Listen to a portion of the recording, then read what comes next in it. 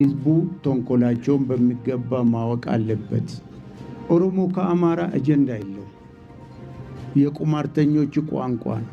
በአንድ በኩል ስለ ሰላም የሚለፈለፍበት፣ በሌላ በኩል ደግሞ ሲቪል ማህበረሰቡ በዱላና በጎራዴ ጭምር እንዲፋለም የክትትር የሚደረግበት እንቆቅልሽና ሻጥር የበዛበት የፖለቲካ ትርምስ በአማራ ክልል የሚካሄደውን ጦርነት እውነተኛ ገጽታውን ማን እየተናገረው ነው? ከዚህ ሁሉ ረፍት አልባ እልቂት ጀርባስ ማን ቁማር እየተጫወተ ይገኛል? ያገዛዙ ከፍተኛ ባለስልጣናት አማራ ክልል ሰላም ነው፣ እኛም ሰላም ነን ይላሉ። ዳሩ ግን እነዚሁ ሽማምንቶች በየመድረኩ እየተገኙ የገዛ ህዝባቸውን አንድ ለአምስት ተደራጅተህ በዱላም በጎራዴም ቢሆን ከታጠቀው ኃይል ጋር ግጠም ሲሉ የሞት አዋጅ ያስነግራሉ። እውነተኛ ፖለቲከኞች እንደሚሉት ሰላም ከሰፈነ ትጥቅ የሌለው ህዝብ ለምን ሰይፍ እንዲመዝ ይመከራል? ጦርነትን ህዝባዊ እናድርገው የሚለው አደገኛ ቀስቀሳስ ሀገርን ወደ ለየለት ማህበራዊ ቀውስና የማይመለስ የእርስ በርስ መተራረድ ውስጥ ለመክተት የተጠነሰሰ የፖለቲካ ሽፍት አይደለምን? በጦር ሜዳው ደግሞ ሌላ ፍጹም የተለየና አስገራሚ እውነታ እየተፈጠረ ነው። በወልቃይት፣ በምዕራብ ጎንደር፣ በአርማጭሆ፣ በጎጃምና በሰሜን ሸዋ የጥይት ጩኸት አሁንም አላበራም። አሁንም ንጹሃን ይገደላሉ። አሁንም ታጣቂ ይገደላል። አሁንም የፌዴራል መንግስት የጸጥታ ኃይል ይደመሰሳል፣ ይማረካል፣ ይገደላል።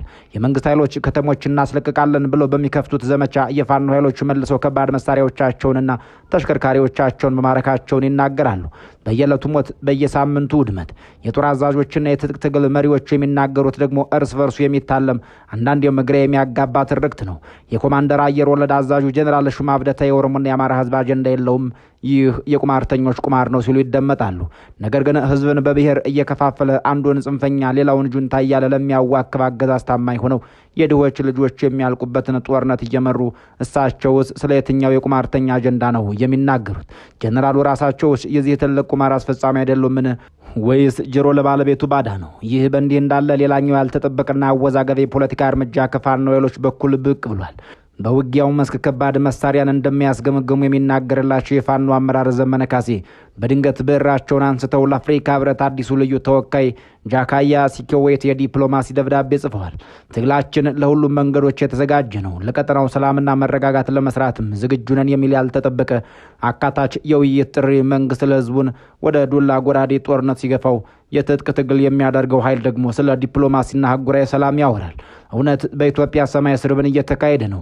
ማን ለማን ወጥመድ እያዘጋጀ ነው? የፋኖ የዲፕሎማሲ ጥሪ፣ የመንግስት የዱላ ጦርነት አዋጅና የጀነራሉ ቁማርተኞች ትርክት በመጨረሻ ኢትዮጵያን ወዴት ያመሯታል?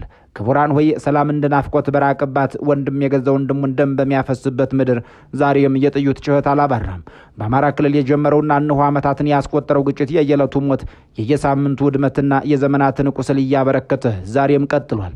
ከዚህ የጦርነት አቧራ ጀርባ እርስ በርሱ የሚጣረስ ለማመን የሚከብድ የፖለቲካ ትርክትና ያልተጠበቁ የዲፕሎማሲ እንቅስቃሴዎች እየተስተዋሉ ናቸው። በአንድ በኩል የፋኖ አመራሮች ለቀጠናው ሰላምና መረጋጋት ዝግጁ ነን ሲሉ ለአፍሪካ ህብረት ደብዳቤ ይጽፋሉ። በሌላ በኩል ደግሞ ከባድ መሳሪያዎችን ማርከናል ይላሉ። በአንድ በኩል ከፍተኛ የመንግስት ሹማምንት ሰላም ነን እያሉ፣ በሌላ በኩል ህዝቡ ዱላም ጎራዴም ቢሆን ይዞ ይውጣ የሚል አስደንጋጭ ጥሪ ያቀርባሉ። የጦር አዛዦች ደግሞ የአማራና ኦሮሞ ህዝብ አጀንዳ የለውም፣ ይህ የቁማርተኞች ጨዋታ ነው ሲሉ በአማራና ኦሮሞ ህዝብ መካከል ያለውን ጤናማ ግንኙነት ለማወክ ይሞክራሉ። እውነት በዚህ ውጥንቅጥ ውስጥ ያለው ሀቅ ምንድን ነው? ጦርነት እየተካሄደ ሰላም መጥቷል ማለት ትርጉሙ ምንድን ነው? በዛሬው ጥልቅ ትንታኔ መሬት ላይ ያለውን ፍጹም እውነታ፣ የፖለቲከኞችን ንግግርና ቀጣዩን የሀገር ጣፋንታ እናስቃኛለን። አብራችሁን ቆዩ።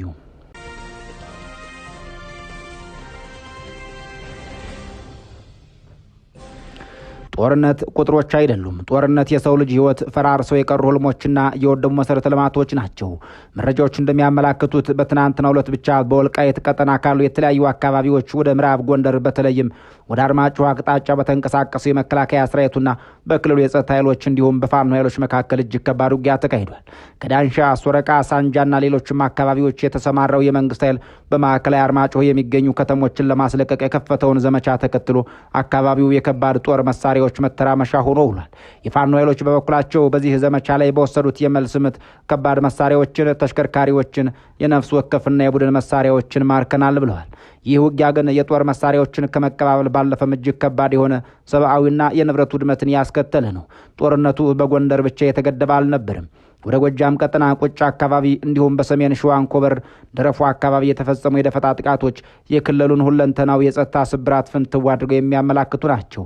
የክልሉ ሕዝብ በየቀኑ በሞት ጥላ ስር እያለፈ ነው። የኢኮኖሚው እንቅስቃሴ ተናክሏል። ማህበራዊ ትስስሮችም በጥርጣሬ እየተፈተኑ ናቸው።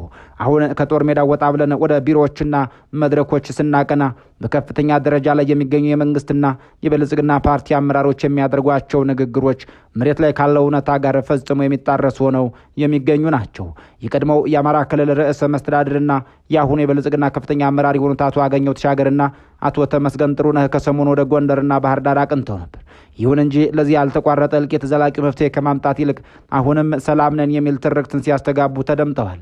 ሰላም ነን ከተባለም ይህ ሁሉ ጦርነት ለምን አስፈለገ የሚለው የብዙሃኑ ጥያቄ ከሆነም ከረምረም ብሏል።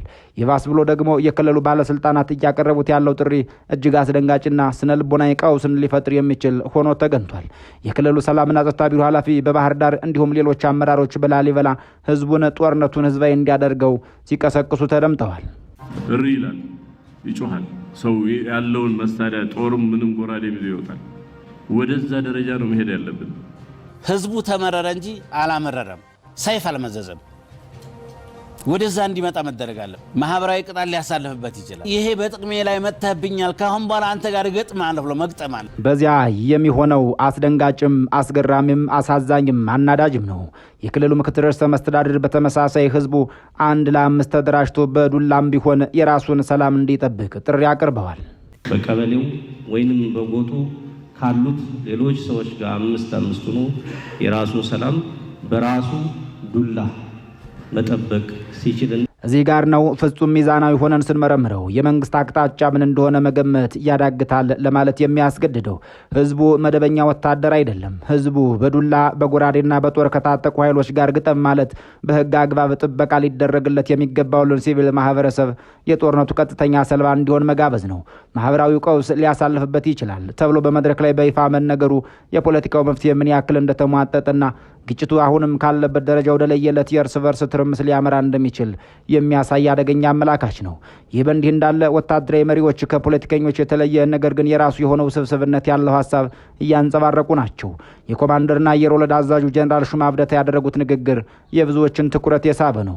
ጀነራሉ የአማራና የኦሮሞ ህዝብ አጀንዳ የለውም፣ ይህ የቁማርተኞች ቁማር ነው ሲሉ በአደባባይ ይናገራሉ።